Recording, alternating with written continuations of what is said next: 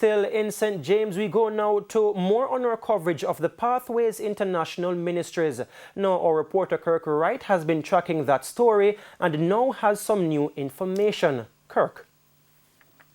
Thanks, Giovanni. Well, what we know so far, and we're talking about information that's already in the public, is that several persons were shot during the chaos at the church last Sunday. 2 of those persons have died from their wounds.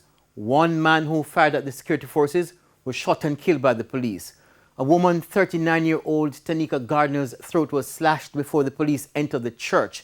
Well, what we have just learned is that the leader of the church, Kevin Smith, in fact, fired one of those shots, injuring one of the congregants, who also received stab wounds to the back. We still don't know how he ended up with stab wounds. We also know that on Thursday, the police searched 2 houses belonging to Mr. Smith and told us they picked up several items they believe will aid their investigation. As far as we know now, the leader, Kevin Smith, has still not been charged, but we understand that charges are likely to be laid. Giovanni, we're tracking this story, and as soon as we get more information, we'll pass on to the public.